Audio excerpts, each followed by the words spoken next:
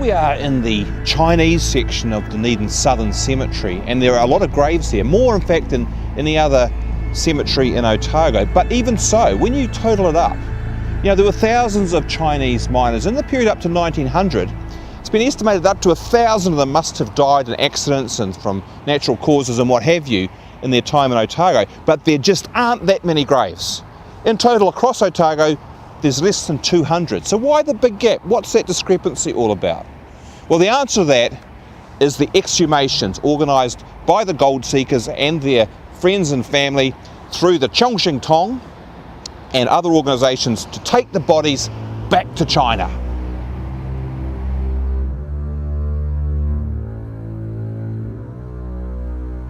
Here we are in the Lawrence Cemetery and in the Chinese section, which is right on the edge of the cemetery.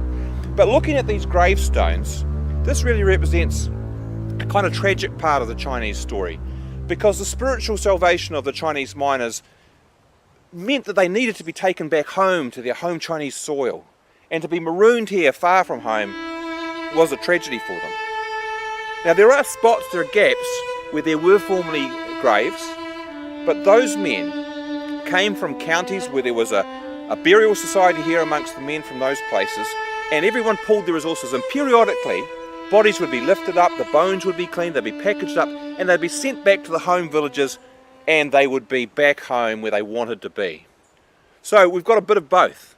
The gaps where the bodies were, but went back to the home villages, spiritual satisfaction you could say there. And the other ones from men who came from other counties where they didn't have that sort of organisation, they didn't have the wherewithal to have their bodies taken back. It was a very complicated logistical exercise to do that. And so there's an element of tragedy about these bodies being here, and it behoves us to look after them.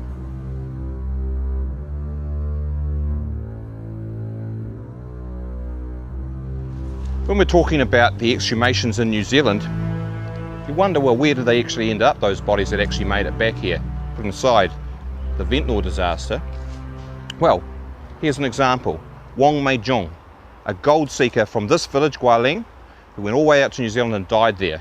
His body was brought back here to his home village and buried in this Fang Mu. The largest successful exhumation was in 1883, when 230 bodies were exhumed around Otago and Southland by the Chongqing Tong and sent back to villages around Guangdong. However, many Chinese were not members of a burial society, especially the Siyok men, whose counties were further away from Canton than the Samyok men, making casket transport difficult and expensive. So many Siyok men remained buried around Otago in lonely, remote places.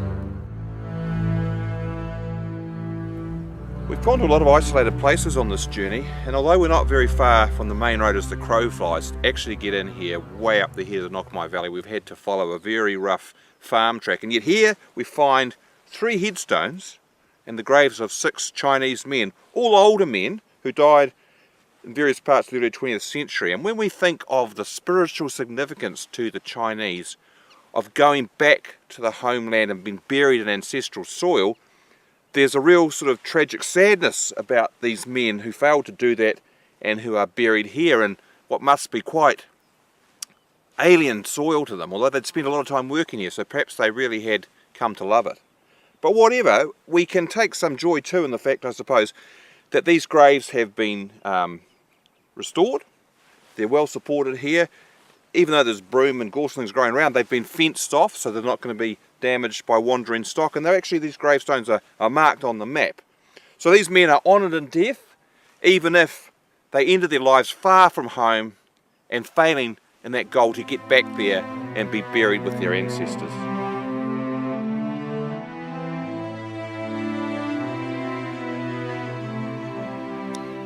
Here we have the grave of Hui Yao.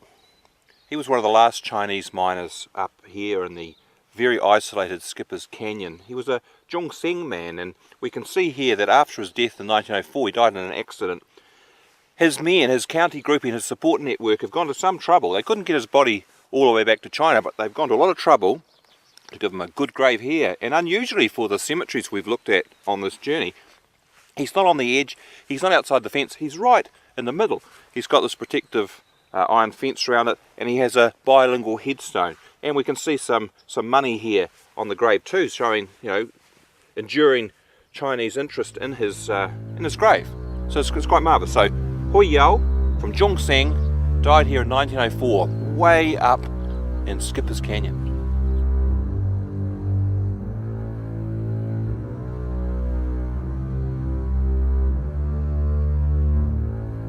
At the conclusion of the 19th century, the Chongqing Tong undertook another mass exhumation. This would be the pinnacle of the organisation's work, an ambitious plan to send 500 bodies back to China.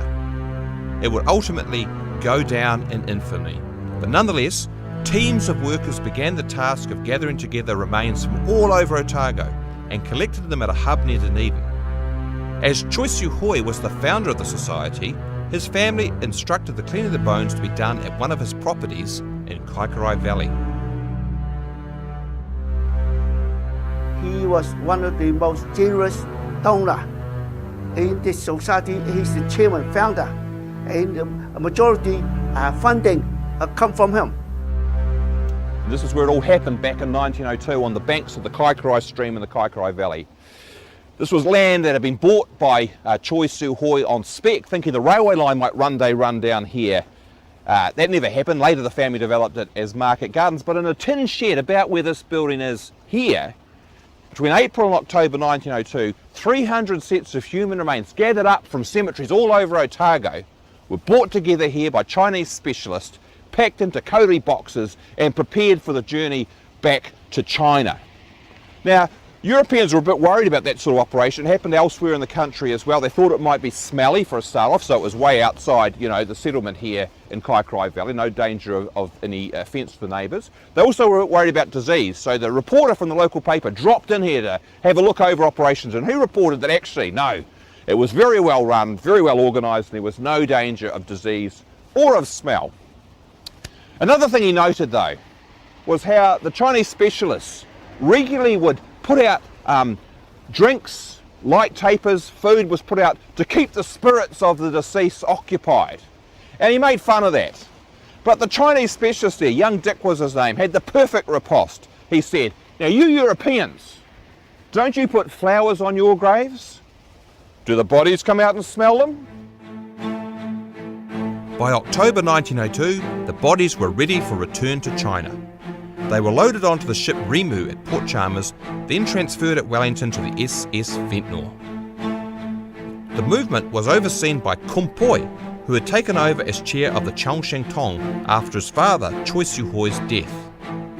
Siu Hoi had done most of the preparations for the exhumation, but his untimely death meant that his body now joined those ready to make the journey home. This Ventnor shipment is in other assignment that he was arranging for 498. Remember, 498 coffins plus about 9 or 10 large Chinese men to service the coffin, look after that on the way back to Hong Kong and to China. And but unfortunately, in 1901 he died, so he became the 499th, the youngest of the period. At Wellington, further exhumed bodies from the west coast and North Island were also loaded onto the Ventnor, and the ship set sail for Hong Kong. But just hours into the voyage, disaster struck. Despite mild and calm sailing conditions, somehow a reef was struck off the Taranaki coast. The captain hoped to navigate the severely damaged ship around to Auckland for repairs, but off the northern coast, the Ventnor was overwhelmed and quickly started sinking. All 4 lifeboats were launched, but the last, which held the captain and 9 other crew, was sucked under by the sinking ship, sentencing them to a watery grave alongside the 499 caskets of Chinese remains. And this is where it all came to an end. Nearly 20 miles off the coast, off the head of the Hokianga harbour here, the Ventnor settled into the very deep water and was lost.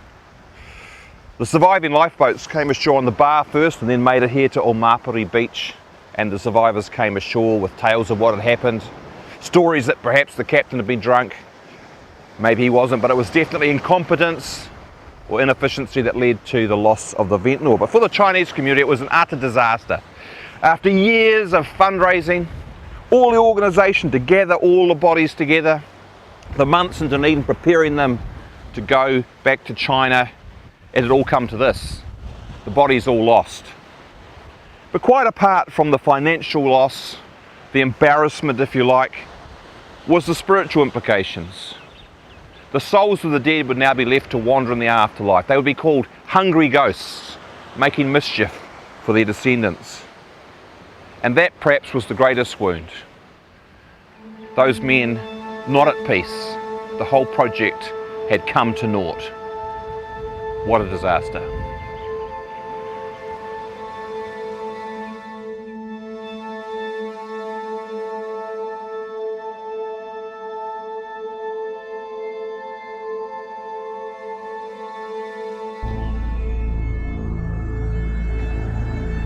Now Kumpoi, of course, was frantic. He wanted to find his father's coffin.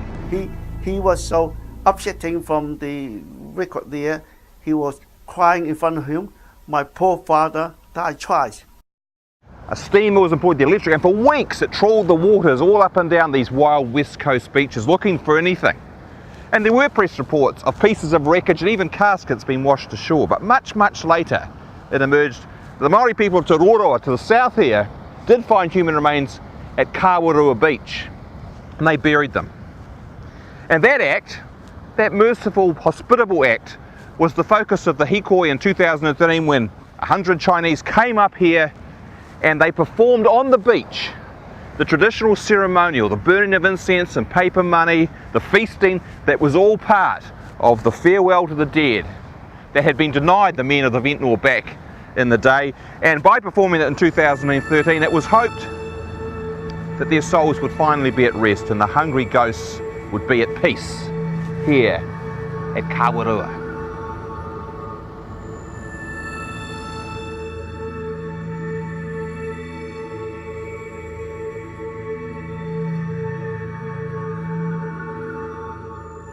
Here we are in the Waipoua forest in this circle of kauri seedlings, the Ventnor Grove, planted in 2013 in a magnificent ceremony where descendants of the Ventnor community, the Chinese community, people from the Poonwhara Association, the Jungseng families, they came here and they met with local Māori from Te Roroa, and the trees were planted so that one day in the future they will grow to be a tremendous memorial to the Ventnor, to those who were lost, and more importantly, I suppose, to symbolise the coming together here in New Zealand of Chinese and Māori around that sad story, but with a positive sense of celebration.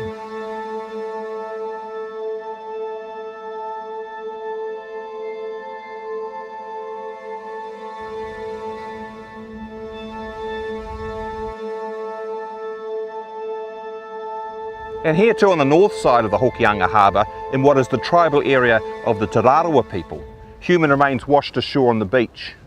And it's said they were buried here in the Urupa at Mitimiti. And so in commemoration of that outstandingly generous act, the pilgrimage came here in 2013, and here was this gateway erected in the style of a Chinese pai lao, signifying the coming together of Chinese and Māori as the whānau of the Ventnor. And the plaque marks that, and just below it, another Dunedin connection. Ralph Haltery, the renowned Dunedin artist who came from this area, his final resting place is here, buried in 2013 as well.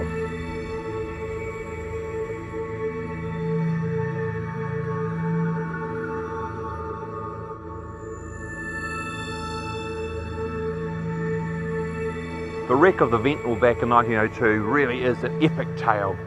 Tragic, dramatic, and so is the coastline here in Northland where all these events played out.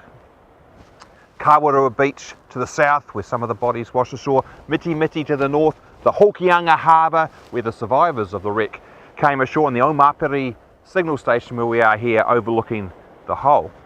But there was a dramatic sequel to the Hikoi North in 2013 as well. The wreck site was rediscovered off the coast in water 157 metres deep. The rediscovery of the wreck really raised more questions than it answered though. Very deep. Should the bodies be left there in peace, or should they be raised up and the journey back to Guangdong be continued? Should they go back to the home villages 100 plus years after their journey began? Those questions remain to be resolved.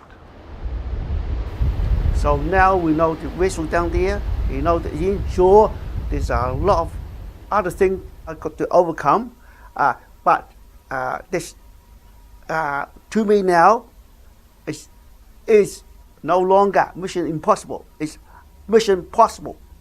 So those are the things that I wish that I will complete the journey for them.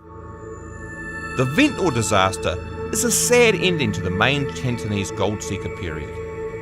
But the care taken by the Te Rarawa and Te Roroa iwi of the human remains that washed ashore is heartening. Those bones lie buried in neither China nor Otago. I've already visited many places on this journey following the fortunes of the Chinese, but the northern coast off which the bodies remained is the place where the raw emotion of the Chinese plight is most evident to me. Out to sea, in deep, deep water, lie the men who left their homes to support their families but never made it back again. Here on the coast, my crew and I offer our own respects in a song written by Kaitahu, the Maori tribe prevalent in Otago where the gold seekers had worked.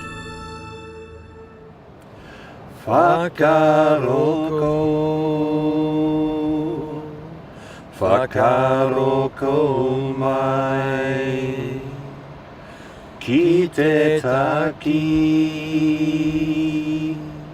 o te ngakau kei kone te rakatahi whai kia mau i a tātou whanau ka taka he ua